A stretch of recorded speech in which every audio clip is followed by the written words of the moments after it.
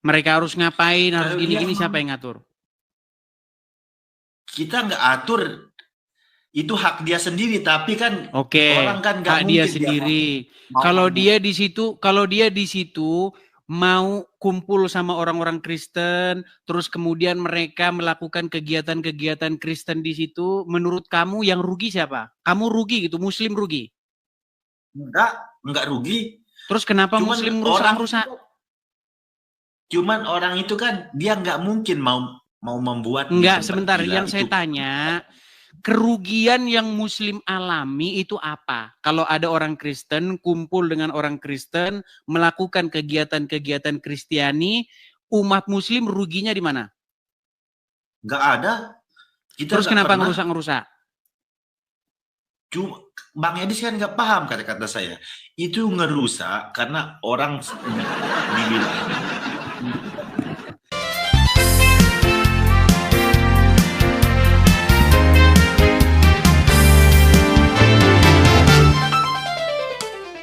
Kita mau diskusi yang bagus, yuk.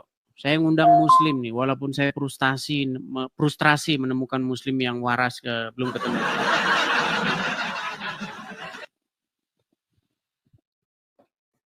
Basori, ya, gimana Basori? Kabarmu? Alhamdulillah baik, Saudara Edis. Basori, ya, gimana Basori? Terima kasih, makasih. Teman-teman yang memberikan support, saya ucapkan makasih ya. Gimana Basori? Ini yang dibahas ini. Saya mau ngelanjutin masalah yang kencing onta. Ya. Melanjutkan masalah kencing onta. Ya, silakan. Silakan. Konsepnya tersebut. Kemudian saya ingin membandingkan dengan kitab Anda. Oke? Boleh. Gimana penjelasan Markus 16 ayat 18? Markus 16 ayat 18. Saya buka dulu ya. Coba dijelaskan secara terperinci. Gimana sih? Kita buka Markus 16. Markus 16? Ya. Oke, Markus 16 ayat yang keberapa? 18. Baik. Markus 16 ayat 18. Mereka akan memegang ular dan sekalipun mereka minum racun maut, mereka tidak akan mendapat celaka. Mereka akan meletakkan tangannya atas orang sakit dan orang sakit itu akan sembuh. Apa pertanyaanmu? Ya. Kalau kita disuruh minum disuruh minum kencing, saya siap kencing unta, saya siap. Tapi gimana penjelasan ayat tersebut sehingga Anda sering kadang menyerang saya lewat hadis tersebut. Maka saya tolong kok menyerang sih? Sebentar. Kenapa kamu mengatakan bahwa saya menyerang, sementara itu perintah Muhammad? Itu bukan perintah. Itu bukan perintah. Saudara-saudara. Kamu pernah baca hadisnya enggak? Coba, gini, sebentar. Tenang. Jangan boros bicara, tenang. Kamu bilang bukan perintah. Kamu pernah baca hadisnya? Yes, kita kan sering bicara bareng-bareng. Ditanya pernah baca hadisnya. Apakah Anda pernah membaca hadisnya? Kita sama-sama pernah membahas di sini, Saudara Edis. Oke, Markus saja, jelaskan ini. Aduh. Kita komparasi. Ini makanya saya bilang, di situ jelas-jelas Muhammad memerintahkan, Basori. Ada orang-orang dari suku Okal dan Uranah. Mereka itu mengalami demam, mengalami sakit. Oke? Datanglah mereka itu ke Madinah. Menemui Muhammad yang ada di situ. Betul. Kemudian disuruh minum. Iya, kok kamu bilang tidak disuruh? Disuruh. Muhammad memerintahkan supaya mereka meminum susu onta dan juga meminum kencing onta. Ya. Nah, lalu dari mana kamu katakan tidak disuruh? Posisinya pada saat seperti itu ada orang sakit datang kepada Rasulullah. Iya, artinya sesuai dengan sunnah Rasul. Tenang dulu lagi bicara. Sesuai dengan sunnah Rasul, Jikalau seorang muslim mengalami sakit, Sakitnya apa maka dulu? demam. Udah dibilang demam. Ya, sakit demam. Iya, jikalau seorang muslim sakit demam, maka sesuai dengan perintah Muhammad, minum kencing Sesuai onta, hadis betul? itu. Sesuai hadis itu minum kencing onta. Iya, minum Air kencing susu. onta. Nah sekarang kamu saya tanya, sekarang kalau orang muslim sakit demam, kenapa nggak minum kencing onta? Karena onta tidak ada di Indonesia. Kata siapa? Ada di Ragunan. Ngimpor dari, sebentar, dengar, tenang. Kurma Ada dulu. orang. Tenang. Kalau ada. Ini saya kalau lagi ada ngomong, kamu nggak orang, bisa tenang. Ya wes, tadi aku turunkan bahaya Bukan nanti. berarti tidak ada di Indonesia, itu jadi alasan seseorang tidak mengkonsumsinya. Saya kasih contoh. Durian hidup nggak di Kanada? Tumbuh nggak durian di Kanada? Kayaknya enggak ada. Nggak tumbuh. Tetapi orang di Kanada bisa nggak makan durian? Bisa. Bisa, ngimpor. Nah, makanya saya kata sama kamu. Harus Walaupun ngimpor kencing lagi onta. ngomong juga lagi. Dengar dulu, orang lagi ngomong. Perhatikan. Jadi, sesuai dengan sunnah Rasul, maka Indonesia harus mengimpor kencing onta dari Arab, ditaruh di rumah sakit Islam. Paham? Kalau demam, sesuai dengan anjuran Rasul, minum kencing onta. Betul? Betul. Nah sekarang, apakah umat muslim melaksanakan sunnah itu? Karena sunnah tersebut, karena sehubungan di Indonesia juga, kenapa harus ngimpor? Karena alternatif, karena obat tersebut adalah alternatif. Apakah semua hal tersebut juga harus kita ikuti? Ya sudah, coba tunjuk siapa yang sakit kepada Muhammad disuruh selain dari minum kencing onta. Mana? Aku tanya Markus dulu. Nah. Dengar. Kalau dengar ya, tenang. Markus. Ini Markus ini. Yang saya katakan Markus, kan tempat lintas, aku sudah kamu goreng kemana-kemana. Dengar dulu, nanti kita ke Markusnya sebentar. Nih, saya ini kan mempelajari. Basori, saya ini kan mempelajari agama Islam. Oke? Habis nanti dikira turun saya. Nah, kabur dia, mau lari dia kan. Kalau habis saya dikira turun nanti. Apanya yang habis? Baterainya habis dikira ya, turun. Sambil cas, saya tunggu. Nah, ini bahaya ini, kabur dikira. Etis aja kok kabur. Sungguh nekat yang nyata ini peminum kencing ontak nih. Baik, Basori, dengarkan ya Basori ya. Gini, Markus, ayo minum racun aja. Baik, begini Basori, dengarkan. Pertama-tama. Minum racun biar sembuh. Ayo. Sudah. Minum racun biar sembuh dari mana? Impor. Ayo. Kalau enggak ada. Memang nekat yang nyata. Minum racun biar sehat. Racun ular ya. Basori, biar sehat. Tenang. Biar sehat minum racun ya. Di mana dalilnya sehat. Biar senang minum racun? Di mana dalilnya? Ini baca itu. Coba itu, kamu yang baca. Enggak, kamu baca aja. Jelaskan itu. Kok saya yang baca? Kamu yang mengajukan tuduhan, kok saya yang baca? Enggak, saya mengajukan tuduhan. Coba jelaskan itu aja. Kamu yang mengajukan gugatan kepada saya. Kamu yang mengajukan tuduhan. Saya nggak mengajukan gugatan. Kamu yang mengajukan persoalan kepada saya. Kok jadi saya yang baca? Jadi, saya mau tanya keterangan masalah seperti ini. Saya komparasikan pertanyaan Anda masalah kencing onta. Anda sudah menguliti saya tentang kencing onta, kemudian aku tanya keterangan seperti itu, coba jelaskan. Tetapi masalahnya Anda tidak ngaku. Apa yang tidak ngaku? Saya berarti kalau saya sakit demam, saya minum kencing onta. Berarti Anda setuju kalau seluruh umat muslim? Kenapa? Anda setuju seluruh umat muslim kalau sakit minum kencing onta? Ya memang pilihan toh. Kalau sakit kan pilihan. Memang kamu ini standar ganda. Nah, Yesus itu tidak menikah, kamu juga menikah. Kenapa kamu nggak itu Yesus? Kamu itu standar ganda juga. Ayo. Baik, ayo. Muhammad tinggal di mana? Ayo. Muhammad tinggal di mana? Nggak gitu. Yesus itu tidak menikah. Muhammad tinggal di mana? Terus kamu itu nggak sebentar, saya tanya dulu Muhammad tinggal di mana? Muhammad tinggal di mana? Tidak di Arab. Kenapa kamu nggak tinggal di Arab sana? Ikutin Ya, Muhammad. makanya jawab Markus itu. Nekat yang Jawab nyata. ayo.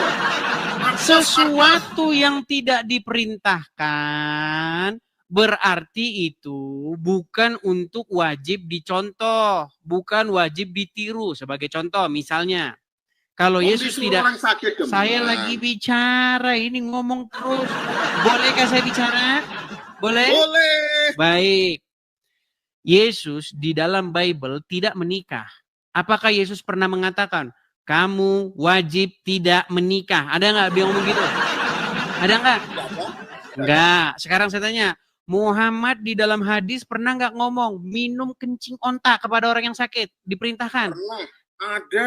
Nah, berarti bertolak dari hadis itu, kalau Muslim sakit, maka Sakit sesuai demam. dengan sunnah Rasul, maka di rumah sakit Islam disediakanlah kencing onta sebagai obat sesuai dengan sunnah Rasul. Betul? Wah, seharusnya demikian. Iya. Dan di Nggak rumah apa-apa. sakit harus disediakan bekam, betul nggak? Bekam, tahu bekam? Ya, tahu. Iya, karena itu obat sesuai dengan Muhammad. Jadi kalau berobat ala Islam, itu adalah minum kencing onta plus bekam. Itu makanya saya bilang umat Islam zaman sekarang itu munafik, mereka mengikuti tradisi atau kebiasaan-kebiasaan umat kafir. Contoh, kalau orang kafir Itu sakit, orang mana? Ini enggak jelaskan Markus ini. Aduh. ini penutup nih, Markus. Ini penutup. Habis ini ke Markus, penutup nih. Markus, ayo Markus. Kalau- Markus. Kalau orang kafir sakit, Aduh, 1% di 1%. mereka minum.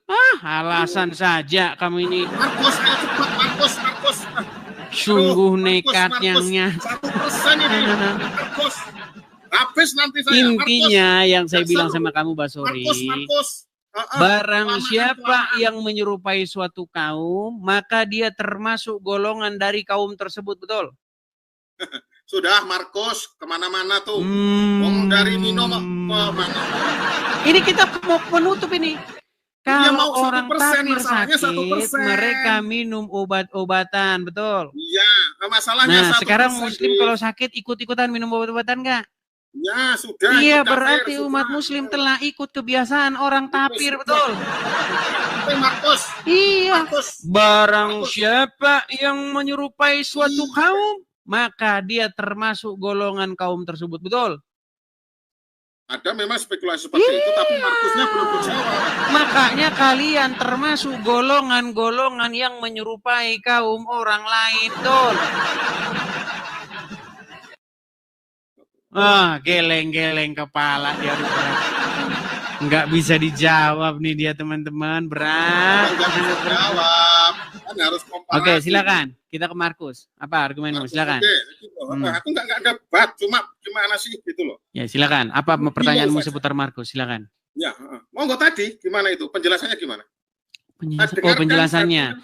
Ini mengenai tanda-tanda bagi orang-orang yang percaya. Nih, saya bacakan saja. Ini ayatnya sudah jelas, ya. Ya. Kita mulai dari 16-nya ya. Ya. Siapa yang percaya dan dibaptis akan diselamatkan, tetapi siapa yang tidak percaya akan dihukum. Ya. Tanda-tanda ini akan menyertai orang-orang yang percaya. Ya, Mereka percaya. akan mengusir setan-setan demi namaku. Ya. Mereka akan berbicara dalam bahasa-bahasa yang baru bagi mereka. Mereka akan memegang ular dan sekalipun mereka meminum racun maut, mereka tidak akan mendapat celaka. Mereka akan meletakkan tangannya atas orang-orang sakit dan orang itu akan sembuh. Ya. Sesudah Tuhan Yesus berbicara demikian kepada mereka, terangkatlah ia ke surga lalu duduk di sebelah kanan Allah. Mereka pun pergilah memberitakan Injil ke seluruh penjuru dan Tuhan turut bekerja meneguhkan firman itu dengan tanda-tanda yang menyertainya. Apa di situ? Di situ nggak ada hubungannya. Kalau sakit minum megang ular, nggak ada. Bu, itu tidak sebanding dengan apa yang kita bicarakan. Kalau tempatmu, kalau sakit minum kencing onta. Nah, gitu. Jadi orang yang percaya tadi, orang yang percaya kalau minum racun itu tidak akan mendapat mati. celaka. Mendapat celaka atau mati, Iya. istilahnya seperti itu. Anda percaya nggak? Apanya? Itu orang yang percaya itu gimana definisinya? Iya, percaya. Anda percaya? Berarti kalau Anda minum racun maut seharusnya tidak mati. tidak mendapat Seharusnya. celaka. Betul. Itu gimana menjawabnya itu? Menjawabnya ya itu sesuai dengan Nggak yang usah ada di minum. situ. Nggak usah minum. Nggak usah minum maksudnya? Menjawabnya nggak usah minum racun, jadi hidup, nggak celaka. Ya kan? Sungguh nekat yang nyata. Maksudnya gimana sih? Saya nggak ngerti. Orang yang percaya, katanya kalau minum racun, dia itu tidak akan mendapat celaka. Betul. Iya toh. Terus Anda itu termasuk orang yang percaya. Saya termasuk orang yang percaya. Terus? Jawab enggak? Termasuk orang yang percaya. Terus? Kalau Anda orang yang percaya, coba minum racun. Apakah Anda mendapat celaka atau enggak? Gitu loh. Apakah mendapat celaka atau tidak? Baik. Saya jawab ya. Baik, saya jawab. Gitu. Baik, saya jawab. Gitu. Jadi pertama-tama ya, di sini kita harus memahami ayat ini sesuai dengan bahasa atau gaya bahasa di dalam Injil. Jadi, apakah yang dimaksud meminum racun maut itu adalah racun maut yang seperti yang kita pahami, racun tiodan begitu, ataukah yang kita maksud di situ adalah kita sengaja atau orang lain? Nah, saya kasih contohnya misalnya. Dengan ular, toh. Ada hubungannya dengan saya kasih contohnya. Enggak. Ini tadi akan ada hubungannya dengan ular. Ada ayat tadi yang masalah ular. Betul. Saya kasih contohnya ya. Pada konteks seperti itu sebenarnya penjelasannya racun ular sebenarnya seperti itu. Baik. Ya terserahlah. Kalau kamu bilang racun ular tidak apa-apa ya. Perhatikan ya. Saya akan nanti kalau mati jangan dibilang saya kabur ya. Kabur berarti kamu. Perhatikan. Saya akan tunjukkan salah satu contoh. Perhatikan. Saya balik kamera saya. Oke. Saya balik kamera saya ya. Kita buka Kisah Para Rasul pasal yang ke-28 ya. Oke. Apakah ini terjadi kepada orang percaya? Perhatikan. Ini Rasul Paulus di Malta ya. Setelah kami tiba dengan selamat di pantai, barulah kami tahu bahwa daratan itu adalah Pulau Malta. Penduduk pulau itu sangat ramah terhadap kami. Mereka menyalakan api besar dan mengajak kami semua ke situ karena telah mulai hujan dan hawanya dingin. Ketika Paulus memungut seberkas ranting-ranting dan meletakkannya di atas api, keluarlah seekor ular beludak karena panasnya api itu, lalu menggigit tangannya. Ketika orang-orang itu melihat ular itu terpaut pada tangan Paulus, mereka berkata, seorang kepada yang lain, orang ini sudah pasti seorang pembunuh, sebab sekalipun ia telah luput dari laut, ia tidak dibiarkan hidup oleh Dewi Keadilan. Tetapi Paulus mengebaskan ular itu ke dalam api dan ia sama sekali tidak menderita sesuatu. Dan mereka menyangka bahwa ia akan bengkak atau akan mati rebah ketika itu juga. Tetapi sesudah lama menanti-nanti mereka melihat bahwa tidak ada apa-apa yang terjadi padanya. Maka sebaliknya mereka berpendapat bahwa ia seorang dewa. Nah, jadi tadi kan ada di situ tanda-tanda orang-orang yang percaya. Satu, mereka sekalipun mereka minum racun maut tidak akan celaka. Sekalipun mereka memegang ular tidak akan celaka. Sekalipun mereka ditimpa apa segala macam mereka tidak akan celaka. Tetapi di sini Paulus yang dipagut oleh ular, dia tidak menderita apa-apa. Ini tanda bahwa yang dikatakan Yesus itu benar. Oke, saya bisa tanya sekali lagi sama kamu. Saya bisa tanya nggak? Boleh, tapi masalah ini loh. Baik, ada satu hadis. Masalah ini dikelarin dulu. Yang belum kelar mana lagi? Yang mana? Ini. Akan tanya, Anda kan orang percaya. Aku cuma simpel itu aja. Ayo, Silakan. Silakan. tensinya diturunkan. Baik, Anda silakan. orang percaya. Silakan. Nah, gini aja daripada ribet-ribet gini. Wes. Racun maut itu yang dimaksud itu apa? Apakah itu filsafat? Ya, bisa jadi Nah, ini. itu racun dalam bentuk racun Keterangan daripada- sungguhan. Ini ayat loh ya, bukan hadis. Ayat. Kamu nanya kepada saya ngomong kamu ngoceh terus. Bisakah saya bicara? Ya, belum selesai. Silakan. Ini ayat, bukan hadis. Bukan hadis. Silakan. Ini ayat. Silakan. Termaktub di situ. Racun maut yang dimaksud di situ itu apa? Ya, Karena apa? bisa saja Bagi itu orang yang karacun. percaya, barang siapa yang Anda nanya, percaya, saya ngomong. Udah coba selesai dulu selesai, bicaranya. Dis. Oke. Belum selesai, Dis. Allah. Kalau minum racun tidak akan celaka. Sekarang. Terus pembuktian secara nyata kan Anda orang percaya.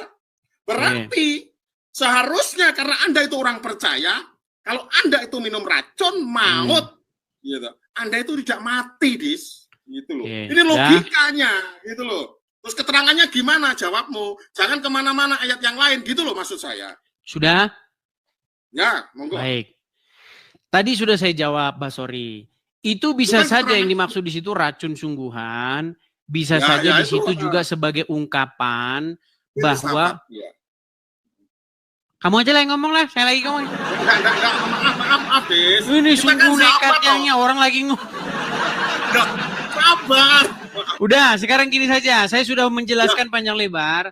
Sekarang saya tanya hal yang sama, boleh? Boleh, monggo. Baik. Jadi, sehubungan dengan racun-racunan ini, pernah dengar hadis, Muhammad pernah berkata, barang siapa yang makan 7 butir kurma ajwa, maka dia tidak akan kena racun atau sihir, betul? Saya belum mendengar ya. Belum mendengar. Baik, saya tunjukkan kamu hadisnya. Memang saya sudah pernah bilang teman-teman, alasan seseorang Islam adalah karena dia tidak mengerti agama Islam. Tadi kan? Kamu disuruh minum racun aja gak berani loh. Itu kan bukan diminum betulan. Maksudnya sengaja diminum. Gimana? Berarti ayatnya keliru dong.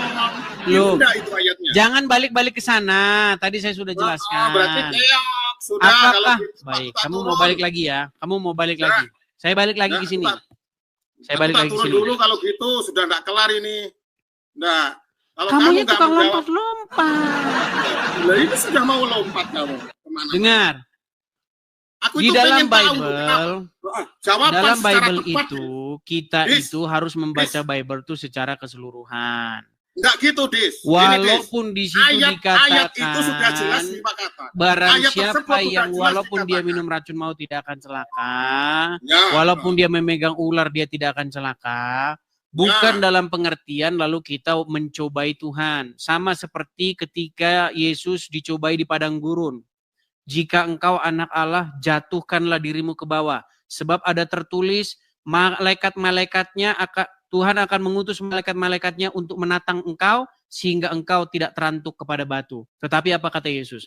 Ada juga tertulis, jangan engkau mencobai Tuhan Allahmu. Jadi, merujuk kepada yang terjadi kepada Paulus, apakah Paulus sengaja megang-megang ular itu lalu ditempel-tempelkan biar dipatok, biar tes ilmu begitu? Tidak. harusnya begini. Tetap tenang, saya lagi bicara, tenang. Nah. Artinya begini, sesuatu itu bukan dicoba-coba atau disengaja. Ya, misal ada seseorang memberitakan Injil ke sebuah pedalaman Afrika misalnya. Lalu penduduk negeri itu tidak suka, lalu meracun mereka. Lalu mereka tetap dalam lindungan Tuhan, mereka tidak mendapat celaka. Nah, misalnya seperti itu. Bagus ya. Artinya tidak sengaja diminum. Oh nih, saya kebal nih. Minum racun. Bukan begitu. Nah, sekarang saya balik ke kamu nih.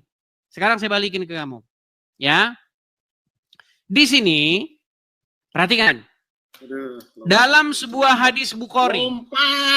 Lompat. Barang. Loh, saya kan mau nanya hal yang sama. Kabur saudara-saudara. Kabur dia. Apa kata Muhammad nih? Siapa yang setiap pagi harinya makan 7 butir kurma ajwa, maka racun maupun sihir tidak akan mencelakakan dirinya pada hari itu. Pertanyaannya, bagaimana mungkin Muhammad ngajarin begini sementara dia kena sihir? Soal agama. Waduh, balik nih siapa ini? Aduh, siapa ini teman-teman ngajak PKPK? Halo, Ya, PK, selamat yuk. pagi. Pagi juga. Pagi juga, Bang. Keluarga beringin. PK. Waduh, satu keluarga ini. Yes. Oke lah, baik. Bang, izin runtuin winnya ya. Keluarga beringin. Yes. Mohon. Halo keluarga beringin, apakah suara halo. saya bisa kalian dengar? Kedengar. Oke, baik. Ini satu keluarga ya, Bapak, Ibu, anak ya. Iya. Ya. Oke. Saya perkenalkan, saya ini seseorang yang sangat-sangat mendalami agama Islam. Tetapi saya ini bukan Islam. Oke. Kalian yang masih Islam, bolehkah saya mengajukan pertanyaan? Kalau selagi kita bisa jawab, monggo. Baik. Pertanyaannya begini. Dalam sebuah hadis, ada dikatakan begini. Barang siapa yang makan 7 butir kurma azwa, maka dia tidak akan bisa diracun atau kena sihir. Pernah dengar hadis itu? Iya. Pernah dengar hadis itu? Sik bentar, Kang Edis ya. Kita PK aja, nggak usah bahas agama gini-gini, wis PK dulu. Sudah kudunggan. Bagaimana? Acaranya kan PK. Ya udah PK dulu, menang kalah ya udah gitu aja. Apa PK itu? Apa PK itu? PK itu apa? PK Met. Apa PK itu? Ya apa menurut kakak? Ya No, PK yang tidak tahu kan? Sungguh nekat yang nyata. Coba sekarang saya tanya. Begini. Ya kita pamit turun aja. Oh, pamit dulu. Kenapa pamit dulu? Ya, itulah saya bilang kan teman-teman kan. Kalau kalian nggak percaya omongan saya, kalian lihat selama saya diskusi dengan Muslim, kan sudah saya bilang, alasan seseorang masih Islam adalah karena dia tidak tahu apa itu agama Islam. Ngomong saja sudah tidak sanggup. Oke, apa yang mau Anda utarakan? Silakan. Tadi saya nonton Bang Edis itu percakapannya dengan Pak Sulaiman ya. Yang mana itu? Kalau menurut kami yang dari Muslim itu menjadi pengikut Nabi Muhammad. Jadi kan Bang Edis bilangnya Nabi Muhammad itu mati dan dikuburkan kan? Betul. Bukankah yang demikian yang tertulis di dalam literatur Islam? Ya benar. Lalu di mana saya itu merupakan perkataan saya?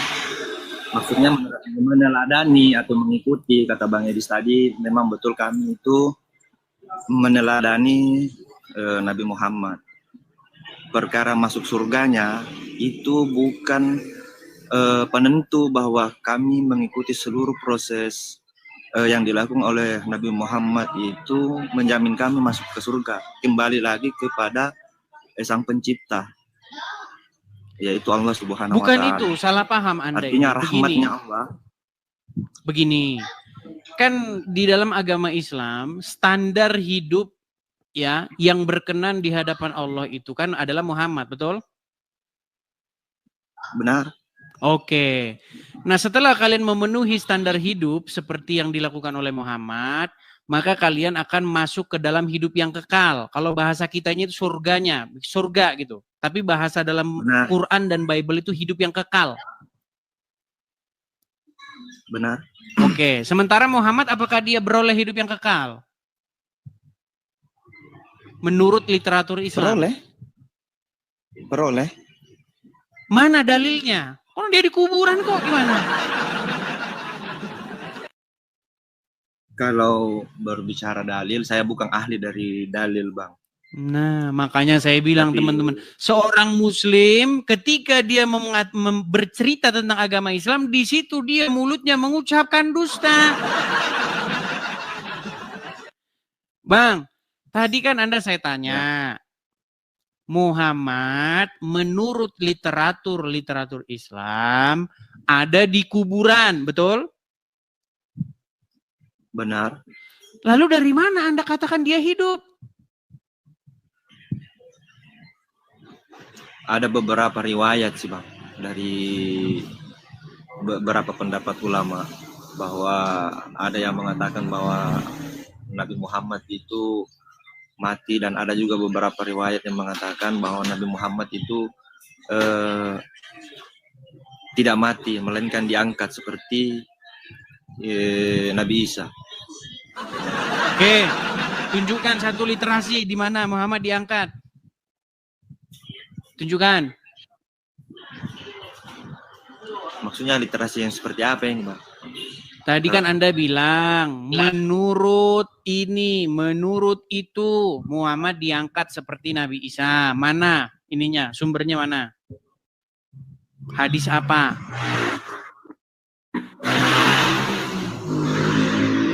Nah, sudah mulai. Separuh wajahku hilang bersama Islamku, karena ku tidak tahu apa yang diajarkan Islamku. Gimana ini, Bang? Masa Anda Islam, Anda ngomong tapi nggak tahu yang diomongin apa?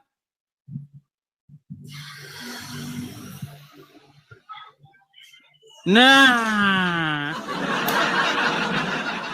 gini loh, gini, intinya itu begini. Bang, jangan separuh-separuh, Bang. Abang sudah malu jadi orang Islam? Enggak, saya tidak malu, saya bangga jadi Islam. Terus kenapa begini-begini? Kenapa begini-begini? Gini loh, nah tuh, di tengah. Gini, saya kasih tahu ya. Kita ini kan hidup tahun 2025, bener nggak? Benar. Kita nggak ketemu Yesus, nggak ketemu Muhammad, bener nggak? Betul? Bagaimana, Bang? Kita tidak ketemu Yesus, kita tidak ketemu Muhammad, benar? Benar. Oke. Apa yang kita dengar adalah apa yang diriwayatkan oleh orang-orang yang hidup sejaman dengan Yesus, hidup sejaman dengan Muhammad.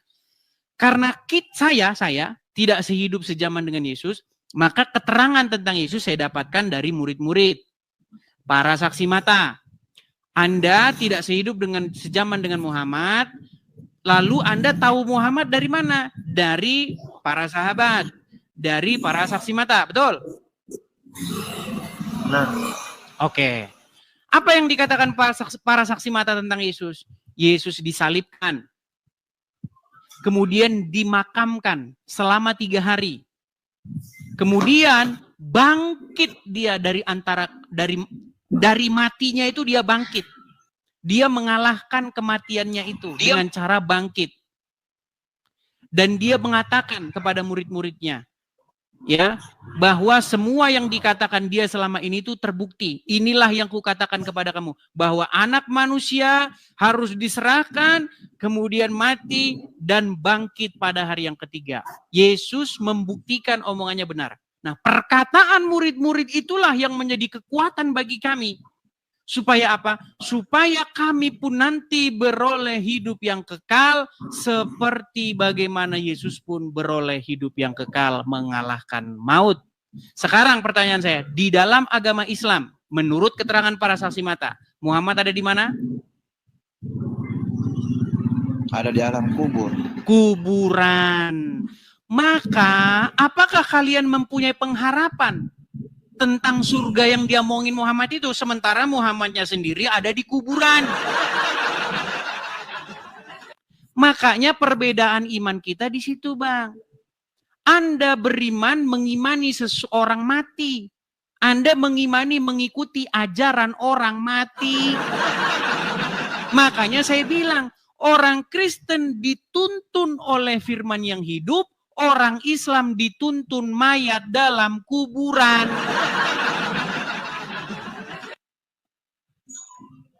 Nabi Muhammad kan manusia nggak bisa juga. ngomong kan? Makanya Bang, saya cuma pesan gini. Manusia juga, Bang. Bagaimana? Bukan Tuhan. Nabi Muhammad itu bukanlah Tuhan, melainkan manusia yang diutus oleh Allah, oleh Tuhan. Oke, Anda dituntun oleh dia, dipimpin oleh dia? Benar. Oke, berarti Nabi Anda Muhammad dituntun, dipimpin oleh orang mati kan? Benar. Iya, makanya Semasa pernyataan hidupnya saya di mana salahnya? Semasa hidupnya Rasulullah itu, Nabi Muhammad itu adalah contoh buat kami umat Sekarang Islam. adalah faktanya kalian dipimpin, dituntun oleh orang mati, betul? Betul. Nah, makanya kami orang Kristen, iman kami bukan seperti itu. Kami dipimpin, dituntun oleh firman ini yang kan hidup, iman, yaitu Yesus. Kalau berbicara iman ya iman abang, iman saya ya iman saya. saya. Iman kita Karena beda. kita tidak bisa menyamakan iman Anda dan iman Yang orang Islam. siapa? Tidak boleh. Saya tidak Tadi abang menyamakan. bilang, Kita jadi memiliki. abang Dengar itu Bang, ngomongnya tenang gini. dulu ya, tenang. Ahmad Sanusi tenang. Gini, kita itu punya iman yang berbeda. Nggak mungkin ketemu iman kita. Cuman logika iman kami dengan logika iman kalian, kita bandingkan di sini, kita diskusikan. Nah, Anda beriman bahwa Anda dipimpin, dituntun oleh orang mati, betul? Betul. Iya, sementara kami di dalam iman kami dituntun, kami dipimpin oleh firman yang hidup, yaitu Yesus yang hidup. Itulah bedanya kita. Begitu loh. Nah, makanya saya menyarankan kepada Anda, selama Anda jadi Islam, Anda kan nggak mempelajari agama Islam. Betul nggak?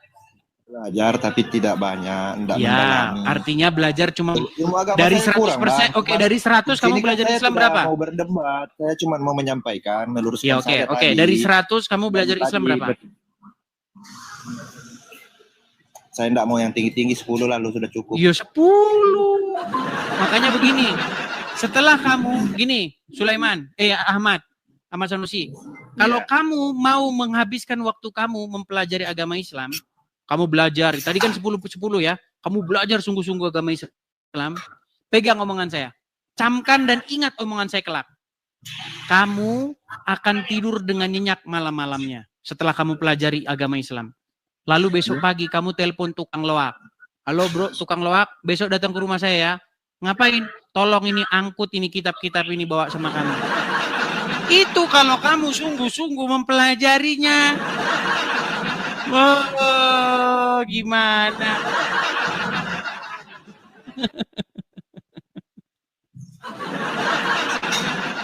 Oke lah, Mas Sanusi, saya nanti tidak mau lagi menerima inbox dari saudara-saudaramu bilang begini. Kamu beraninya sama yang awam-awam saja. Benar, saya awam, Bang. Iya, saya mau bilang begini, Ahmad Sanusi ya. Kalau kamu orangnya bukan mau mendebat, kamu orangnya kayaknya mau belajar. Gini, di dalam Injil apa yang Yesus katakan? Orang buta itu tidak bisa memimpin atau menuntun orang buta. Karena kedua-duanya akan jatuh. Gimana? Saya mau menyampaikan sama teman-teman yang komen saja. Baik yang saudaraku yang muslim maupun yang non-muslim, yang komen yang tidak bagus, artinya menjatuhkan. Cobalah kamu naik, memberanikan diri, tapi jangan menjelekkan ya. Di sini kita tidak menjelekkan, jangan bicara. Saya salut sama kamu Ahmad Sanusi. Kamu orangnya baik lah, kamu nggak menjelek-jelekkan. Gini Ahmad Sanusi. Ya. Kalau kita bicara secara logis, jadi jangan cuma adanya di komen, kemudian menjatuhkan, menjelekkan. cuman pandai komen yang jelek-jelek saja, tapi tidak berani naiklah. Kamu yang muslim-muslim yang lain, saudara-saudaraku yang lain, jangan terlihat seperti orang yang munafik. Saya tidak munafik, saya beragama Islam, saya berpegang teguh. Apapun yang terjadi, saya tetap berpegang teguh kepada agama saya. Meskipun saya tidak mendalami agama itu. Ya, itu karena Gitu, kamu Bang. masih awam sekarang. Ya, saya Besok percaya lain. Oke, awam. begini. Bagi saya lanjutkan ya, Ahmad Sanusi ya. Oke lah, Abang. Oke. Di dalam Ya, Injil, apa yang Yesus katakan? Di dalam Injil, Yesus bilang begini. Orang buta tidak akan bisa menuntun orang buta. Karena pasti keduanya akan jatuh ke dalam lubang.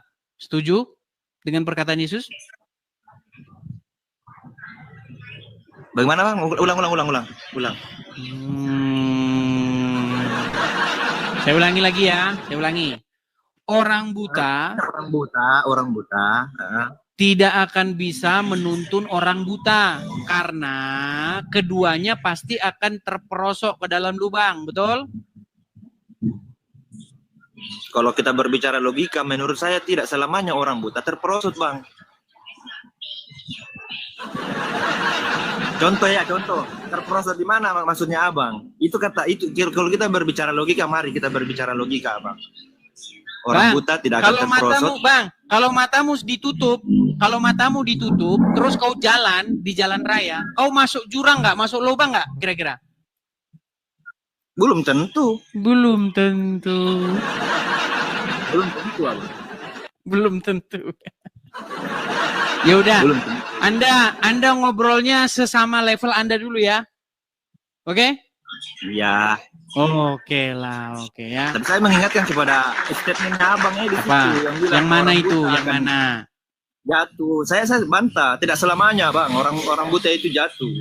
Artinya kita tidak boleh membedakan orang yang buta dengan orang yang normal. Terkadang orang yang buta itu buta matanya tapi bersih hatinya. Orang yang bersih hatinya, Bang, akan diselamatkan oleh Tuhan. Diberi Ini jalan, kita dibuka tidak jalannya. ngomong hati, Ahmad Sanusi. Kita ngomong mengenai apakah orang buta, kalau menuntun orang buta itu sesuatu yang secara logika itu benar atau enggak?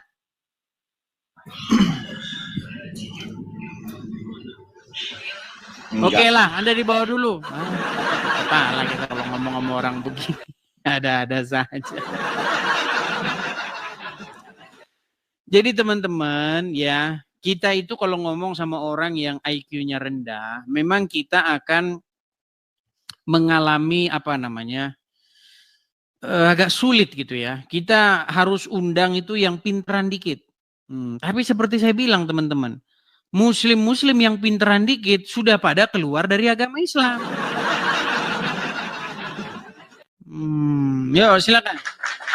Di sini tinggal yang nggak ngerti agama Islam teman-teman. Oke, kita kasih naik ada. Bentar ya. Sabar teman-teman.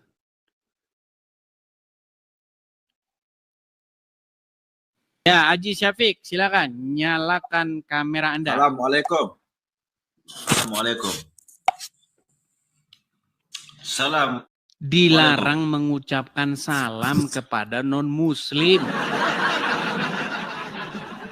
Toleransi kan. Haji Syafiq, Betul. bukannya kamu kemarin sudah naik? Iya, Sudah tapi saya ini ajarin, mau sudah saya membahas- kasih dalil-dalilnya.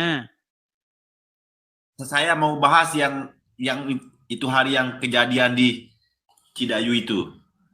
Cidayu. Betul. Kamu ini kok nekat mau membahas sesuatu, namanya aja kamu nggak bisa mengucapkannya.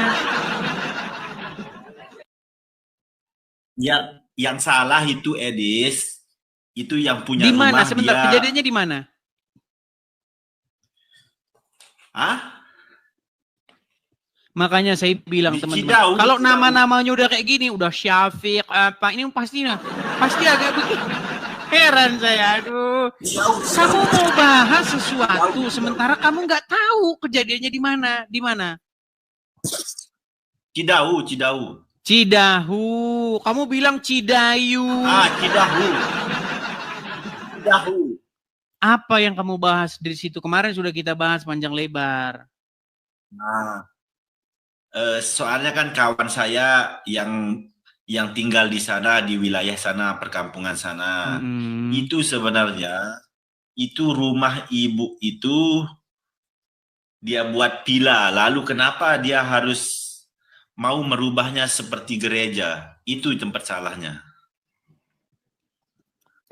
Baik. Bang Kalau Edes. kita ngomong salah-salahan, nanti panjang bahasan kita. Yang mau saya tanya, apa dasar seseorang boleh ngerusak, boleh mecah-mecahin rumah orang? Dasarnya apa? Begini Bang.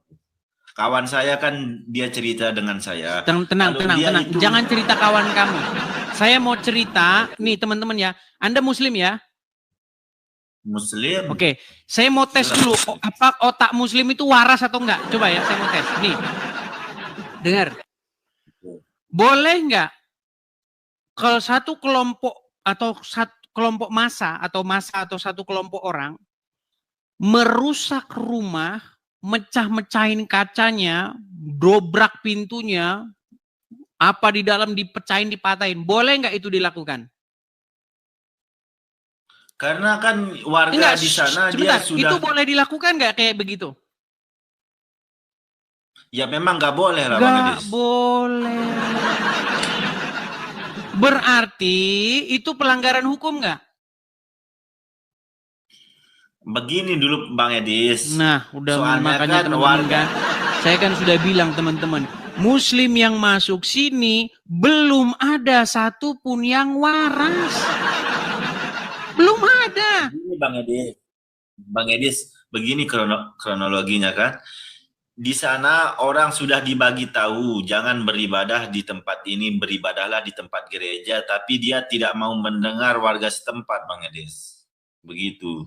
Baik, sekarang saya tanya nih. Oke. Kalau Anda punya rumah.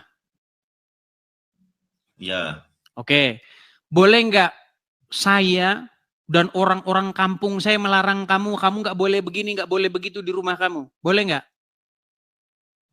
Boleh kalau dia melanggar apa namanya itu. Kalau nggak ada izinnya kan, kalau misalnya kita buat begini main judi, emang nggak boleh begitu loh. Kalau main judi nggak boleh, tapi itu pun demikian nggak ada rusak-rusakan. Sekarang saya tanya, kalau kamu punya rumah, terus kamu ngadakan di rumah kamu itu doa bersama di rumahmu itu, atau pengajian, atau yasinan, boleh nggak?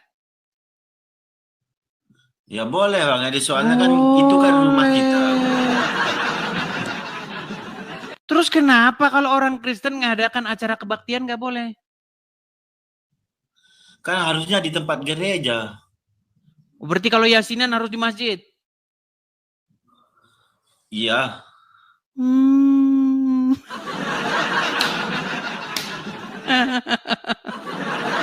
Berarti orang Muslim yang yasinan di rumah itu harus dibubarin? Enggak, harus dipanggil Satpol PP itu Muslim tuh yasinan di rumah itu bubarin tuh Satpol PP. Harus begitu. Begini Bang Edis, kan kalau yasinan di rumah kadang-kadang kan orang lagi meninggal, bilang aja gini, meninggal dunia. Dengar, bilang aja begini.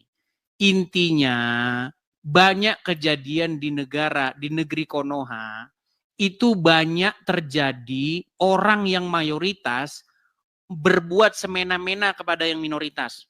Udah pengalaman saya. Saya kasih contoh. Contoh nih. Oke. Saya tanya, abang tinggal di mana nih? Sekarang saya tinggal di Jawa Tengah. Jawa Tengah. Kalau dari logat bicara Anda, kayaknya Anda bukan asli Jawa Tengah. Saya memang bukan asli Jawa Tengah. Tapi keluarga saya banyak di sana di Jawa Tengah. Jadi gini Bang, banyak terjadi di negeri sendiri ya. Orang dari suku A misalnya, dia tinggal di suku B. Banyak terjadi seperti itu. Ya. Itu kejadian kayak begitu terus menerus di Indonesia terjadi kayak begitu. Memang nggak tahu apa udah karakternya dari sononya memang udah begitu atau gimana. Kecuali di kota-kota yang agak besar. Kalau di kota-kota yang agak besar, biasanya nggak terjadi seperti itu. Tapi kalau di desa-desa, di kampung-kampung, biasanya kayak begitu. Mentang-mentang minoritas biasanya diperlakukan diperlakukan semena-mena sama mayoritas. Itu banyak kejadian kayak begitu. Contoh saja pengalaman hidup saya. Ini pengalaman hidup saya ceritain. Nih, saya pernah tinggal di satu tempat, ya kan? Waktu saya masa kecil saya lihat dengan mata kepala saya sendiri. Ini ada seorang dari suku tertentu, dia buka usaha di situ, buka warung, ya kan? Kemudian datang di hari-hari puasa itu mau lebaran itu, ada sekelompok orang preman, ya kan? Minta jatah THR, ya kan? Minta THR, gitu. Maksa. Itu kejadian terus kayak begitu. Itu contoh-contoh bagaimana pelanggaran-pelanggaran hukum yang terus-menerus terjadi di negeri Konoha. Nah, sekarang yang kemarin terjadi, ada satu orang yang kebetulan dia minoritas di situ, minoritas secara agama, bisa jadi juga minoritas secara suku juga bisa, secara etnis juga bisa, kemudian dipersekusi sama orang-orang yang mayoritas. Gara-gara mereka ngadain acara kegiatan keagamaan di situ. Apa salahnya? Sekarang mereka Bang Edis di mana? Itu Anda mau bela-bela lagi yang kayak gitu. Sekarang kan Bang Edis di Amerika, kok tahu kejadian seperti itu di Indonesia? Terus kalau misalnya kalau presiden ada di Amerika, dia nggak boleh tahu kejadian di Indonesia. Ini pola pikirmu bagaimana sih? Sebentar, saya mau ukur dulu pola pikir kamu. Kalau Pak Presiden ada di Amerika, maka logikamu dia tidak akan tahu kejadian di Indonesia. Itu logikamu, betul? Betul. Nah, makanya saya bilang teman-teman, belum ada muslim yang waras yang naik ke sini. Seandainya dia waras, sudah saya bilang pasti dia tidak jadi Islam lagi. Dari mana logikamu kalau orang di Amerika, maka dia tidak tahu kejadian di Indonesia? Logikamu dari mana? Bang Edis, begini kan, itu kejadian di Cidahu itu kan, Abang Edis nggak tahu persisnya. Soalnya keluarga saya banyak di sana. Dia yang kamu lebih tidak tahu. Di sana? Saya tidak di sana, tapi berarti keluarga logikanya saya kamu nggak boleh tahu kejadian di sana kan? Cuman saya terus dibagi tahu sama keluarga saya. Aduh, berat. Begini Bang Edis, kalau Bang Edis Syafiq, tahu semua intinya begini Syafiq. Begini ya. Intinya begini, kejadian di Indonesia itu sudah terus-menerus terjadi. Kaum mayoritas menindas yang minoritas. Itu sudah kejadian terus-menerus, tapi dibiarin terus. Kejadian kayak begitu. Begini, entah itu agama, entah itu suku, entah itu apa, itu terus-menerus kayak begitu. Soalnya begini Bang Edis, kalau orang Kristen kan dia mau membangun apalah kayak gereja begitu. Kenapa dia tidak mengurus izinnya dulu lebih awal? Itu yang kita permasalahkan sebagai umat Muslim. Baik, ini kita lagi ngomongin ngelantur kemana-mana ini. Dengar ya, dengar. Jadi, Bang Edis, bukan ngelantur. Bukan, ini kita bukan bicara soal izin pendirian gereja. Pertama, ya, kalau soal izin pendirian gereja itu, menurut orang-orang yang cerita kepada saya, itu sulit kalau di lingkungan sekitarnya itu banyak muslimnya. Harus izin sana, izin sini, izin sana, izin sini. Tapi kalau kita mau berpikir secara waras, ngapain harus izin-izin? Orang mau bikin gereja kok izin-izinan. Izin maksud saya izin dalam pengertian. Iya kalau izin secara ini betul. Maksud saya izin sama warga setempat itu gimana ceritanya? Izin nanti biar suatu saat tidak akan terjadi seperti yang sekarang itu. Karena yang umat kita muslim beringas kan? Karena umat muslim beringas kan? Begini Bang Edis kan. Misalnya perlu izin karena umat muslim kelakuannya macam belum jadi manusia penuh gitu kan? Betul nggak? Nggak boleh menghina Bang Edis. Lu kok Kita nggak menghina? boleh menghina. Terus kenapa? Kan tadi kan Anda bilang, biar tidak terjadi yang kayak begini-begini. Berarti Anda mengiyakan bahwa kelakuan orang Muslim agak mirip-mirip 11-12 sama. Itu betul. Nggak boleh sebut begitu. Cuman ini kan kita bahas Nggak yang boleh kita sebut mau. seperti itu. Coba sekarang saya tanya.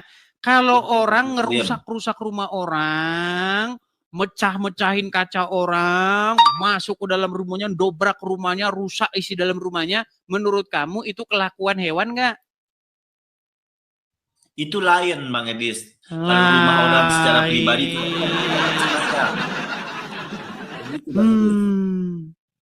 Gini Bang Edis, kalau Gimana? kita sebagai umat Muslim kan, kalau memang betul-betul itu dia mendirikan gereja, tapi harus diurus Sejak izinnya kapan lah umat awal-awal Muslim jadi begitu. polisi kayak begitu? Sejak kapan? Sejak kapan umat Muslim jadi polisinya gereja? Kita harus ikuti peraturan lah, peraturan negara. Iya, begitu, peraturan kalau misalnya mendirikan hal-hal yang tadi saya jelas-jelas melanggar hukum. Contoh, Anda mendirikan di dalam kampung, misalnya Anda dirikan di situ tempat pembuangan sampah. Ya nggak boleh. Ini kan cuma tempat biasa. Orang mau mengadakan kegiatan-kegiatan di situ. Yang penting kegiatan itu tidak melanggar hukum. Apakah kegiatan beribadahan itu melanggar hukum? Melanggar hukum nggak orang kalau melakukan tidak ada kegiatan izinnya, beribadatan? misalkan kalau dia buat di sekitar sana, wilayah sana kan belum ada izinnya. Begitulah keluarga saya yang Jadi menceritakan saya. makanya teman-teman, kalian sudah melihat kan bagaimana botolnya Muslim ini sudah mengakar sampai ke mereka udah ngakar, botolnya itu udah ngakar sampai ke dalam itu, ke dalam-dalam. Jadi mau gimana tuh? Kalian sudah lihat kan? Begini, Bang Edis, begini kan, kalau memang betul-betul ada izinnya, kita sebagai orang Muslim nggak mungkin mengacau itu. Iya. bangunan, Jadi karena memang merusak. umat Muslim suka membuat kacau ya. Kan saya sudah bilang kalau memang betul-betul ada izinnya mendirikan gereja. Iya. Kalau nggak ada izinnya, berarti umat Muslim akan membuat kacau, betul? Memang betul, tapi kita kan mau ikut aturan. Karena memang umat Muslim sukanya bikin kacau, betul? Bukan Bang, Nah, kita mau ikut aturan. Ini gimana ini orang ini? Abang nggak paham Bang Edis. Kita sebagai orang Muslim, kalau misalnya orang Kristen Harus mau mendirikan bertindak. gereja, Anda sebagai Muslim haruslah Anda bertindak seperti preman, begitu betul? bukan Bang Edis. Nah, bukan. Ini kan kita Terus gimana? Kenapa tidak ditunjukkan izinnya membuat begini di sana? Iya, Jauh karena itu. Kan Muslim adalah umat yang dapat berfungsi sebagai polisi, yang dapat berfungsi sebagai Satpol PP, betul? Betul? Betul. Betul. Makanya saya bilang teman-teman, ketololan Muslim sudah mengakar sampai ke dalam tanah. Jadi susah disembuhin, udah susah. Contohnya kayak ini samping saya ini, gimana? Kalau kita kan Gimana? sebagai orang Muslim, kalau kita sebagai orang Muslim mau membangun masjid, kita harus urus dulu izinnya.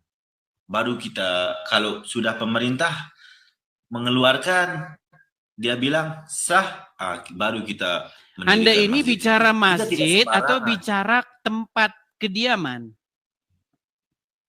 Masjid Bang Edis. Kan nggak nyambung lagi Begitulah kan yang kita teman-teman mau. kan? Bang Edis. Syafiq, Kita mau sebagai orang Muslim. Syafiq, kita ini bukan bicara masjid, bukan bicara gereja. Itu Kan kita- yang di kejadian yang di Sukabumi itu villa. Kalau Iya, villa memang orang villa, dengar tapi dulu, kenapa- Syafiq. Kamu tahu villa nggak? Tahu villa. Apa villa itu? Begini Bang Edis kan. Sebentar. Memang Apa itu villa itu apa? Villa macam perumahan lah. Villa. Rumah. Villa Ya, villa, itu tempat menginap orang-orang yang biasanya sedang melepaskan atau melepaskan penat, orang-orang yang berwisata. Itu villa itu kayak begitu, paham? Malah itu kan perumahan juga. Kan itu perumahan, tempat orang istirahat. Misalnya kalau orang mau pergi melancong, begitu kan. Sama Ya sudah, baik. Gini, Bang. kalau muslim punya villa. Oke nih, muslim punya villa. Oke. Nah, kemudian beberapa kelompok-kelompok dari remaja-remaja muslim ke situ. Misal.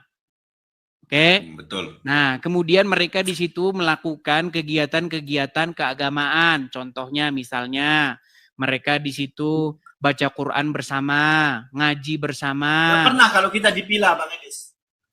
Di villa memang kita nggak pernah membuat acara beragama, nggak pernah. Kita Nggak kan pernah. Kalau di rumah pernah.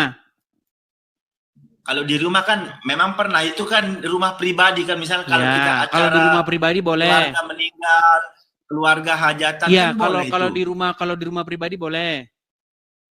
Boleh kalau gitu, misalnya kalau kita Boleh, karena membuat acara mayoritas.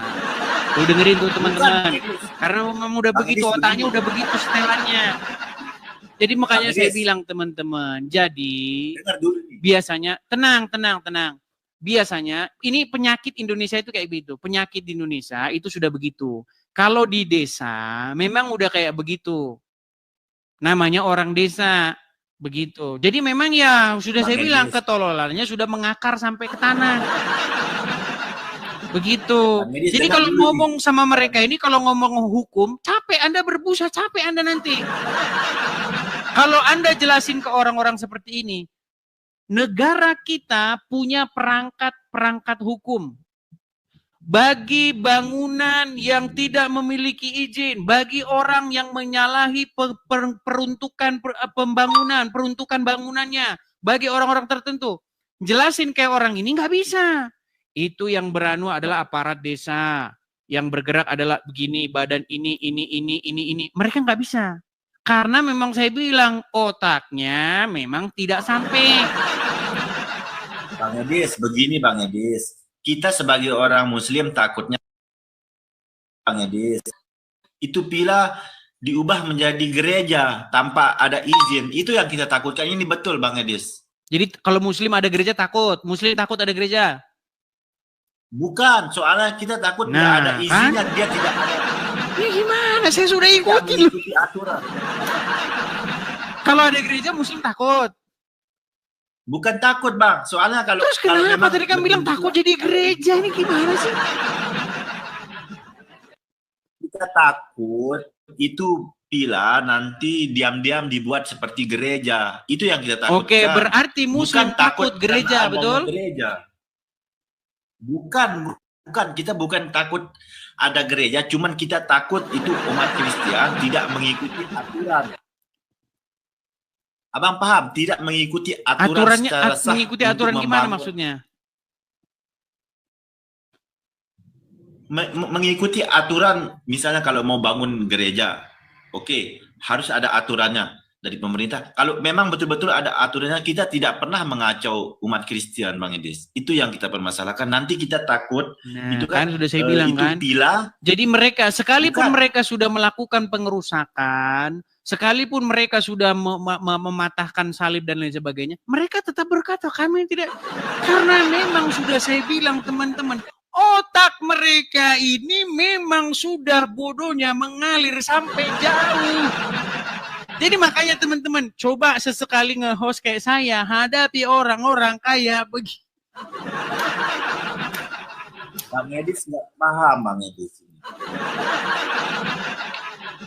Berarti Bang Edis belum memahami pembicaraan saya, Bang Edis. Kan saya itu kan. Tapi coba saya mau harus tanya ada dulu. izinnya dulu. Kita ngomong sama orang yang memang akalnya kurang, teman-teman. Gini. Karena memang orang yang melakukan pengerusakan itu termasuk orang-orang yang akalnya kurang. Tapi nggak apa-apa. Gini, kita ajak dulu ngobrol. Gitu. Kita main psikologi dulu. Sebenarnya apa yang terjadi pada keadaan psikologis orang-orang muslim ini? Gini, kalau orang punya villa, ya kan, terus ada orang nginep di situ. Itu kalau kamu ngelihat begitu hatimu tidak senang ya? Maksudnya? Misal kamu punya villa nih.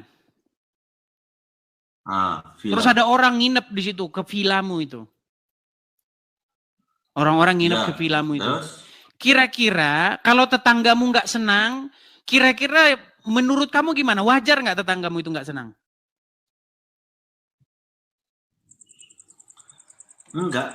Nggak wajar. Nah, itu ada orang punya villa itu. Ada tamunya ke sana, ngadakan acara di villanya itu.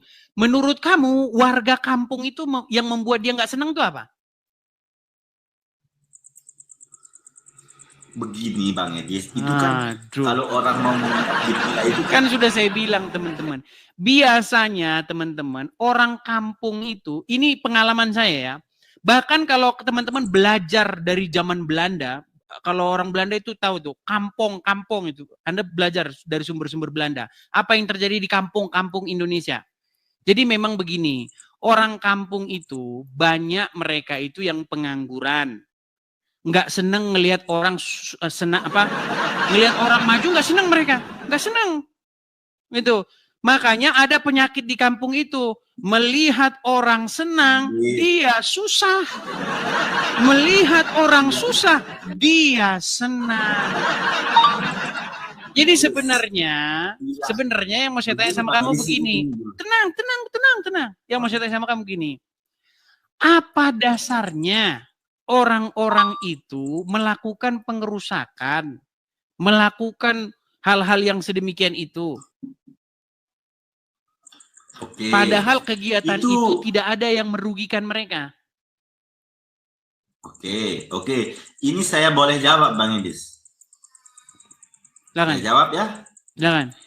Villa itu Bang Edis, villa itu tempat wisata. Misalnya kalau tamu luar negeri lah, pergi ke villa. Kan nggak mungkin dia mau membuat acara di sana. Betul? Siapa bilang nggak membuat acara? Nggak mungkin di tempat villa dia mau membuat acara keagamaan. Nggak mungkin Bang Edis. Siapa bilang kan villa itu tempat wisata. Siapa bilang nggak mungkin? Pergi, misalnya kan kalau orang pergi melancong ke villa itu dia untuk tempat wisata dan istirahat Bang Edis. Betul nggak? Iya, kok jadi kamu yang ngurusin kegiatan orang gitu loh. Bukan Bang Edis, bukan. Kan saya bilang. Enggak, kok bisanya kamu gitu loh yang ngatur orang harus ngapain gitu loh. Kan memang itu villa, tempat wisata. Kan nggak mungkin. Kalian sudah tahu bagaimana busuknya, bagaimana buruknya orang Islam. Ya ini contohnya teman-teman. Karena apa? Karena mereka ini memang di dalam hatinya, di hidungnya pun ada setan. Di hidungmu ada setan, pantesan kelakuanmu mirip dengan setan. Yang mau saya tanya sama kamu, orang mau ke villa, masa kamu mau ngatur kegiatan mereka apa? Begini Bang Edis, kan orang ke villa kan nggak mungkin dia mau buat. Kok nggak mungkin?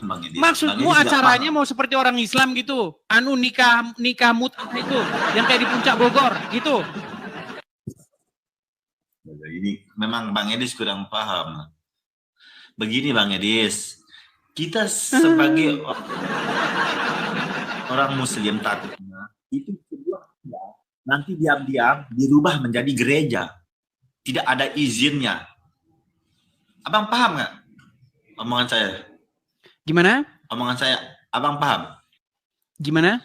Kita takutnya nanti itu sebuah villa, nanti diam-diam dirubah menjadi gereja. Itu yang kita takutkan. Kalau jadi gereja takut Muslim? Bukan takut adanya gereja. Kita bukan takut adanya gereja, cuman kita takut dia tidak mengikuti aturan pemerintah. Nanti diam-diam dia mengubah menjadi gereja. Itu yang bilang kan teman-teman. Jadi gini aja lah, Syafiq. Yang saya mau tanya sama kamu gini aja, Syafiq. Kalau misalnya kamu punya villa, terus ada orang main ke villa kamu, Nah, terus? Kira-kira yang ngatur mereka siapa? Mereka harus ngapain, harus gini-gini, siapa yang ngatur? Kita nggak atur, itu hak dia sendiri. Tapi kan orang kan nggak hak dia sendiri. Kalau dia di situ mau kumpul sama orang-orang Kristen, terus kemudian mereka melakukan kegiatan-kegiatan Kristen di situ, menurut kamu yang rugi siapa? Kamu rugi gitu, Muslim rugi? Enggak rugi. Terus kenapa Cuman Muslim rusak? Cuman orang itu kan dia nggak mungkin mau membuat. Enggak, sebentar. Yang saya tanya, kerugian yang Muslim alami itu apa? Kalau ada orang Kristen kumpul dengan orang Kristen melakukan kegiatan-kegiatan Kristiani, umat Muslim ruginya di mana? Nggak ada. Terus kenapa ngerusak-ngerusak? Cuma Bang Edis kan nggak paham kata-kata saya. Itu ngerusak karena orang dibilang. Aduh, peringatan, Bang. pusing. Peringatan. Makanya teman-teman, saya sudah bilang begini. Jadi teman-teman, kalian harus tahu, Muslim ini mereka itu punya penyakit. Penyakitnya apa?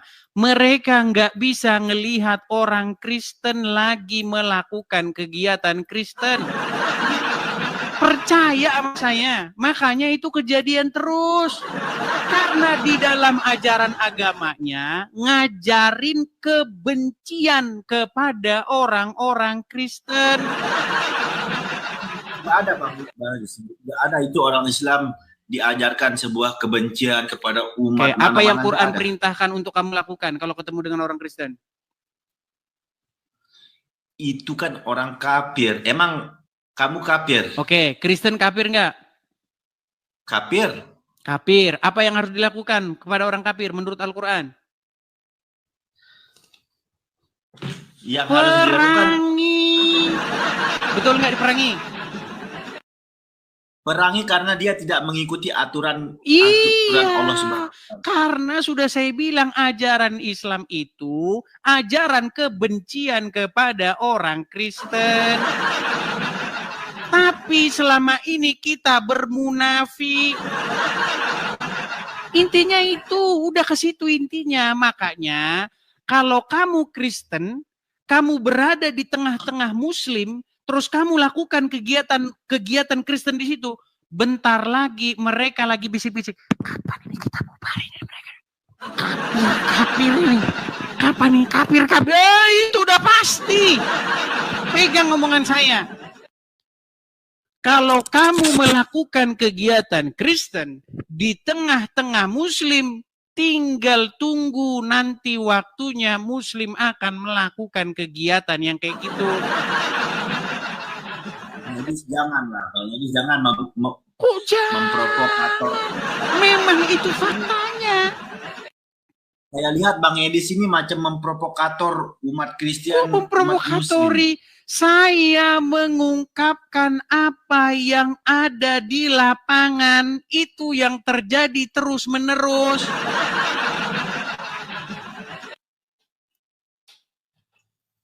Tapi kalau Muslim, mereka sholat di jalan pun, silakan. Sholat di jalan, silakan. Kita tidak dilarang polisi, buktinya kan itu memang mungkin dia sudah ada izin. Karena mayoritas. Makanya kalau mayoritas itu bebas berbuat sekehendak hatinya. Begini Bang Edis, sekarang lo nggak percaya. Bang Edis, sekarang Kristen di Indonesia berapa persen hayatannya?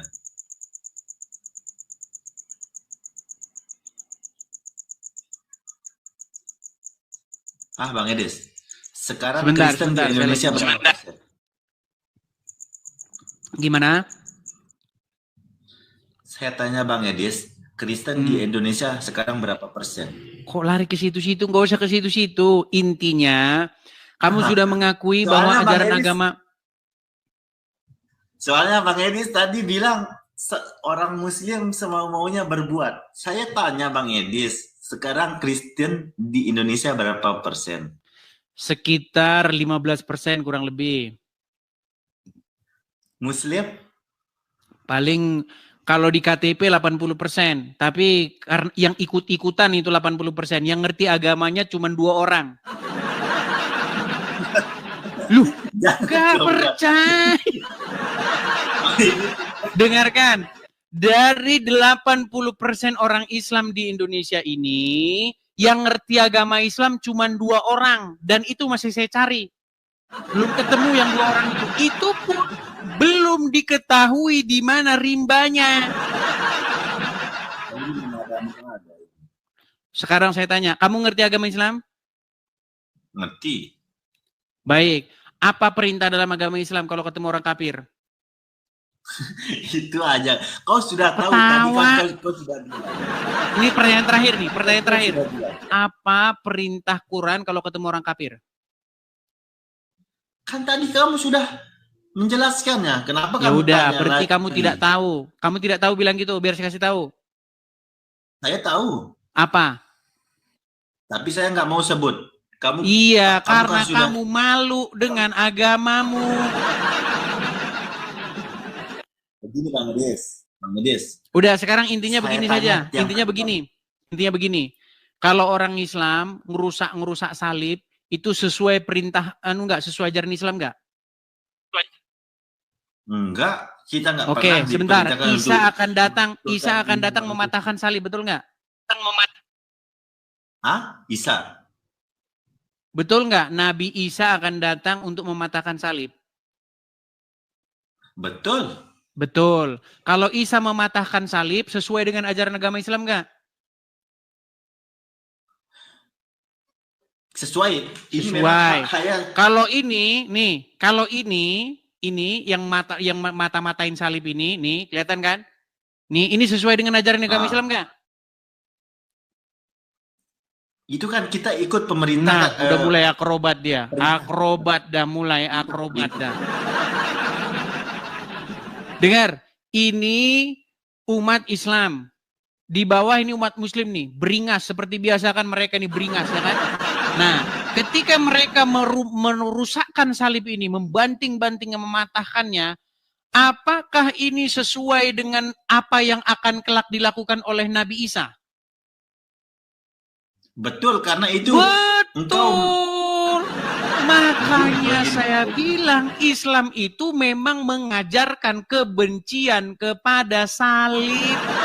Makanya saya bilang agama Islam itu harus dibubarkan karena bertentangan dengan Pancasila dan Bhinneka Tunggal Ika. Ya, kamu tidur di bawah sana. Tidur di bawah sana kamu. Nekat yang nyata. Teman-teman, sampai kapan sih kita ini mau munafik terus coba? Coba lihat yang pura-pura kami akan selalu bersama. Kita bersatu. Iya, kalau hadis-hadisnya itu dihapuskan.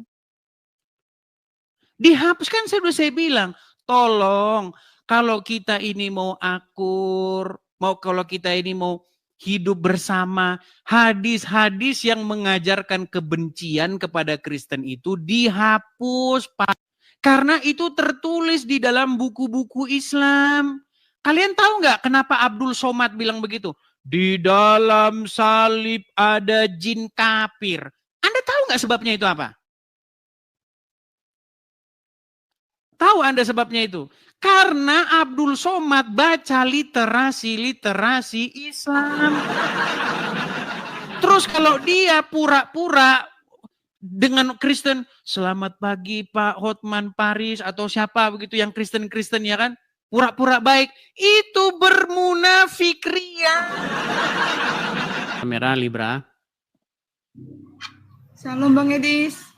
Shalom Libra. Ya gimana? Iya shalom Bang. Kok pagi kali liatnya Bang masih ngantuk ini belum tidur. Iya ini kita cari jam-jam yang berbeda begitu. Gimana?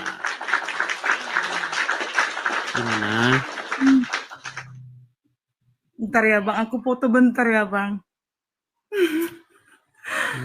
Kaget aku tadi Abang live-nya, soalnya aku masih ini loh, aduh ya ampun. Bentar ya Bang. Hanya itu. Bang, apa ya? Aduh, aku nggak tahu ngomong apa nih. Aku nggak tahu ngomong apa.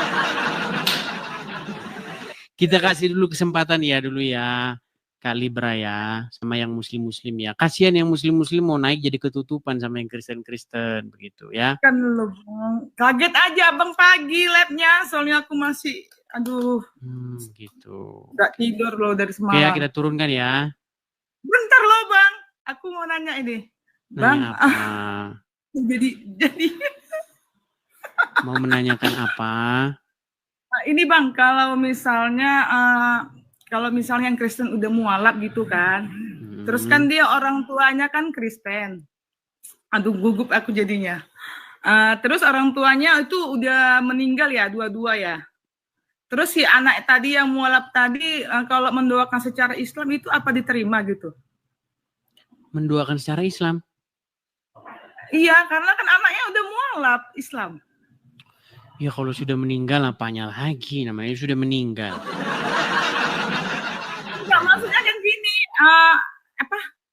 ini kan anaknya mualaf loh. Habis itu orang tuanya, aku gak ngomongnya, orang tuanya kan masih Kristen, dia mualaf, terus orang tuanya meninggal. Terus banyak yang bilang katanya kalau anaknya mendoakan orang tuanya ini nggak diterima. Kalau secara agama Islam itu tidak boleh mendoakan orang yang sudah orang kafir, itu nggak boleh. Muhammad saja ya, kata Muhammad nih katanya bapaknya di neraka. Begitu. Karena doa seorang muslim ini menurut agama Islam ya. Doa seorang muslim ketika dia mendoakan orang tuanya yang kafir, siapapun yang kafir itu nggak boleh. Termasuk Muhammad, karena orang tua Muhammad, kata Muhammad di neraka. Begitu. Ya. Nah, terus ada lagi yang mau kutanya Bang, satu lagi. Satu-satu kita kasih kesempatan yang lain dulu. Ya, nanti diborong terus. Ini aja loh, soalnya ini bikin aku penasaran. Satu lagi aja. Please apa deh, itu? Ya. Apa itu? Gini, kalau misalnya ada seorang laki-laki dia udah masuk Kristen gitu ya. Terus tiba-tiba dia masuk lagi ke Islam. Terus dia, aku gugup ngomongnya, udah masuk ke Islam, terus katanya kalau dia masuk ke Islam lagi, ini yang nanggung dosa ini seperempuan ya? Nggak ada seperti itu. Kalau di dalam agama Islam, tapi itu semua sumber-sumbernya itu adalah hadis. Karena kalau di dalam Al-Quran, setiap orang itu menanggung dosanya sendiri. Tapi di dalam hadis, kalau misalnya anaknya nanti berbuat dosa, itu ditarik orang tuanya begitu. Ada di hadis begitu. Misalnya anaknya tidak pakai jilbab, nanti itu menyebabkan orang tuanya ditarik ke neraka begitu, seperti itu. Tapi itu semua di hadis-hadis begitu. Kalau makin baca hadis makin sakit kepala karena banyak sekali versi-versi. Karena hadis itu selalu ada dua versi begitu. Kalau kita baca hadis selalu ada macam-macam gitu. Seperti itu. Gitu ya. Tergantung siapa yang bikin hadis begitu. Gak ngerti masalah hadis, aku kan Kristen sih Bang. Iya. Oke ya, kita undang yang Muslim ya. Bang, dengar dulu Bang, bentar dulu. Soalnya kan ada yang mualaf teman juga yang bilang katanya ada yang sebagian besar bilang itu dosaku gitu kan. Ada sebagian besar bilang itu dosa dia, kalaupun dia masuk Islam lagi itu dosa dia. Istilahnya yang nanggung dosa aku tuh katanya dia gitu ya. Nggak ada seperti itu, nggak ada. Oke? Begitu ya. Oke, saya turunkan makasih ya. Bang Terima kasih. Ya. Saya turunkan ya. Bang. Saya turunkan. Teman-teman ya, mohon, makanya saya sudah bilang, teman-teman yang Kristen tahan diri dulu ya, jangan naik ya. Teman-teman yang Kristen tahan diri dulu, jangan naik. Kasih kesempatan kepada yang Muslim. Yuk, kita mau ngobrol-ngobrol, diskusi Islam Kristen. Iya. Dan istri Tuhan Yesus memberkati.